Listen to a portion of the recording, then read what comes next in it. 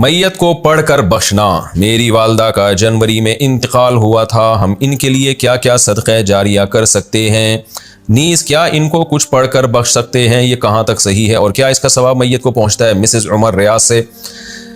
قرآن کی تلاوت وغیرہ پڑھ کے میت کو ثواب پہنچانا، جس کو ایصال ثواب کہتے ہیں، اس میں یہ اختلافی مسئلہ ہے۔ احناف کے ہاں یہ جائز ہے، بعض فقہا اس کی حقیقت کے قائل نہیں ہے۔ تو انسان کو ایک فقہ کو فالو کرنا چاہیے اور دوسرے فقہا کا بھی احترام کرنا چاہیے۔ اس کے دلائل کیا ہیں احناف کے، وہ میں کئی بار مسائل میں ریکارڈ کروا چکا ہوں، مضبوط دلائل ہیں۔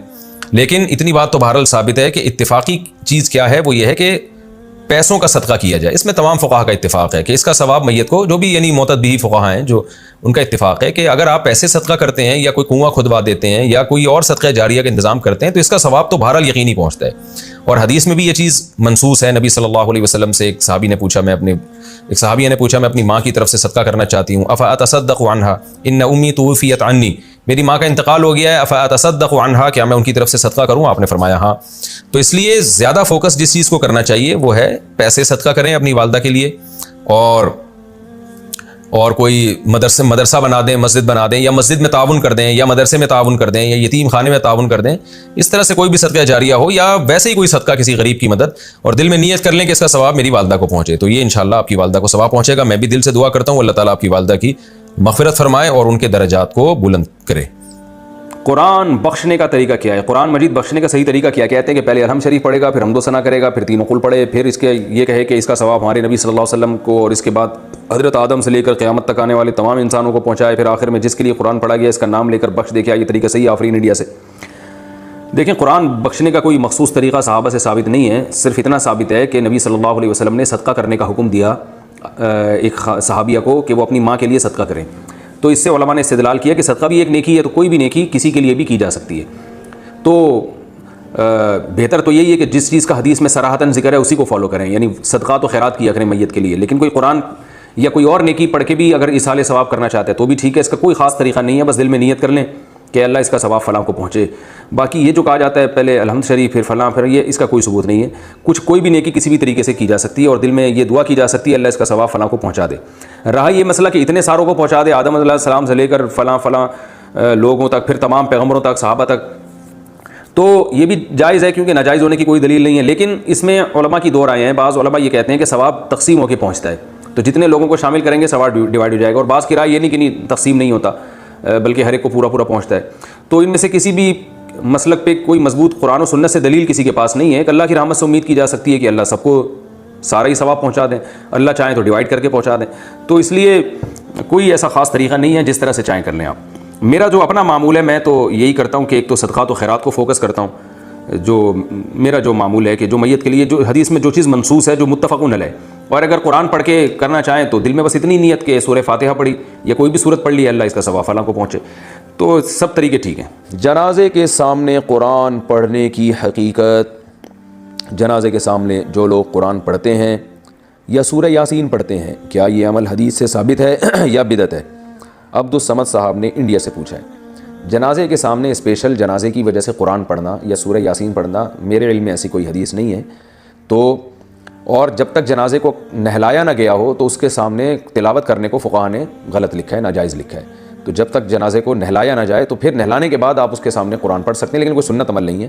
ہوتا یہ ہے کہ جب جنازے کو نہلا کے لایا جاتا ہے، گھر میں رکھا جاتا ہے، تو جب تک یعنی نماز جنازہ کے لیے لوگ جمع نہیں ہوتے، میت کو گھر میں رکھا جاتا ہے، تو اس دوران علماء یہ کہتے ہیں کہ اس کے پاس بیٹھ کے قرآن کی تلاوت کریں۔ وہ اس لیے کہتے ہیں کہ ورنہ اگر تلاوت نہیں کریں گے تو ادھر ادھر کی فضول باتیں کرنا شروع کر دیں گے، لوگ غیبتیں بھی شروع کر دیتے ہیں۔ اب جنازہ رکھا ہوا ہے تو بہتر ہے نا کہ اللہ کو یاد کیا جائے، اللہ کا ذکر کیا جائے، آخرت کی یاد کو تازہ کیا جائے۔ تو علماء اس لیے کہتے ہیں کہ وہاں بیٹھ کے قرآن پڑھ لو یا سورہ اخلاص پڑھ لو، سورہ یاسین پڑھ لو، کوئی بھی سورت پڑھ لو، تاکہ آپ فضول چیزوں میں اپنا ٹائم برباد نہ کریں، اس وجہ سے کہا جاتا ہے۔ اور اس میں پھر جنازے کے میت کے ایصال ثواب کی نیت بھی کی جا سکتی ہے، کیونکہ اس میں بہرحال فقہا کا اختلاف ہے کہ میت کے لیے قرآن پڑھنا جائز ہے یا نہیں ہے۔ اور صدقے کے بارے میں تو ہمیں حدیث ملتی ہے کہ آپ صلی اللہ علیہ وسلم سے صحابیہ نے پوچھا اتصدق عنہا، میری ماں کا انتقال ہو گیا، میں صدقہ کروں؟ آپ نے فرمایا ہاں۔ تو جمہور علماء نے اس سے استدلال کیا کہ جب صدقہ بھی ایک نیکی ہے تو وہ نیکی پہنچائی جا سکتی ہے میت کو. تو اس میں ایک علامت بیان کی ہے کہ کوئی بھی نیک عمل پہنچایا جا سکتا ہے. تو قرآن کی تلاوت بھی نیک عمل ہے. بعض فقہا کہتے ہیں کہ نہیں صدقہ تو جائز ہے کیونکہ حدیث میں صدقے کا ذکر ہے, تلاوت کا ذکر نہیں ہے, لہذا تلاوت جائز نہیں. تو اختلاف رائے ہے اس میں. بر صغیر میں چونکہ فقہ حنفی کو فالو کیا جاتا ہے, اور میری رائے میں فقہ حنفی کی دلیل بہت مضبوط ہے, کیونکہ احادیث میں آپ صلی اللہ علیہ وسلم نے ہمیشہ اصول یہ رہا ہے کہ جزئیے کے ضمن میں کلیات سکھائے جاتے ہیں. جیسے قرآن میں آتا ہے نا لا تقل لہما اف, ماں باپ کو اف مت کرو, تو یہ ایک مثال ہے, مطلب یہ کہ تکلیف نہ دو. تو اسی طرح جو حدیث میں آتا ہے صدقہ کر سکتے ہو میت کے لیے, تو ایک مثال ہے, مطلب یہ کہ کوئی بھی نیکی کی جا سکتی ہے. اور دوسری بات یہ کہ حنفیہ کا جو قول ہے نا اس میں ذرا وسعت زیادہ ہے, اللہ کی رحمت کو آپ پھیلا دیتے ہیں کہ بھئی اگر میت کے لیے تلاوت بھی جائز ہونے کا ہم فتویٰ دیں گے تو اس سے اس بہانے لوگ تلاوت کریں گے, ثواب حاصل کریں گے, اور اللہ سے امید ہے کہ اللہ اس میت کو ثواب پہنچائے گا. تو اچھا ہے نا, اللہ کی رحمت سے اچھی امیدیں لگائیں.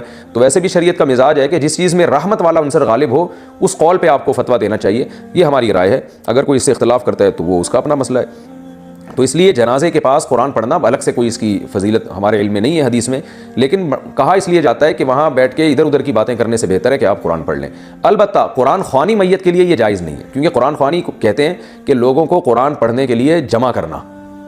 تو قرآن پڑھنے کے لیے جو جمع ہے نا, تو اجتماعی عمل کے لیے ثبوت ضروری ہے, یہ خوب ذہن میں رکھیں.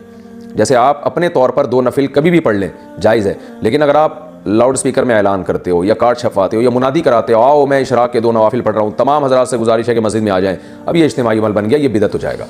تو اجتماع کے لیے آپ کو دلیل کی ضرورت ہے. اس لیے علماء کہتے ہیں کہ اجتماعی قرآن خوانی یہ بدعت عمل ہے, کیونکہ یہ ایصال ثواب کے لیے آپ ایک عبادت کر رہے ہیں, اور اجتماعی سطح پہ تو ہمیں نہیں ملتا. صحابہ کرام میں کہیں کسی نے کبھی اجتماع کیا ہو, حضرت ابو بکر کا انتقال ہوا تو کہیں نہیں ملتا کہ حضرت عمر نے تمبو لگایا ہو اور سب لوگوں کو جمع کر کے ان کی قرآن خوانی کی ہو. حضرت عمر کی شہادت ہوئی تو کہیں نہیں ملتا کہ حضرت عثمان نے ان کے لیے قرآن خوانی کی ہو. یہ ثابت نہیں ہے, اور اس پر علماء کے فتاوی بھی موجود ہیں. البتہ برکت کے لیے قرآن خوانی ایک الگ چیز ہے. برکت کے لیے یعنی مکان دکان کی برکت میں جو قرآن خوانی ہے وہ عبادت نہیں ہے, وہ از قبیل رقیہ ہے, رقیہ دم. تو اس کے لیے ثبوت کی ضرورت نہیں ہے. لیکن بہرحال بعض علماء اس کو بھی بدعت اس لیے کہتے ہیں, بدعت تو نہیں یعنی بدعت کی تائید کا ذریعہ بنتی ہے. تو بعض علماء کہتے ہیں کہ اس زمانے میں برکت کے لیے بھی قرآن خوانی نہیں کرنی چاہیے, بلکہ برکت کے لیے گھر کے اپنے لوگ مل کے قرآن پڑھ لیں یا نماز پڑھ لیں یا دعا مانگ لیں. لیکن بہرحال اگر کوئی برکت کے لیے قرآن خوانی کرواتا بھی ہے تو اس کی بہرحال گنجائش موجود ہے. احتیاط اسی میں ہے کہ اس کو ترک کیا جائے, کیونکہ لوگ ایصال ثواب اور برکت والی قرآن خوانی میں فرق محسوس نہیں کرتے, تو وہ دونوں کو ایک ہی سمجھتے ہیں, اس سے پھر بدعت کی تائید ہوتی ہے.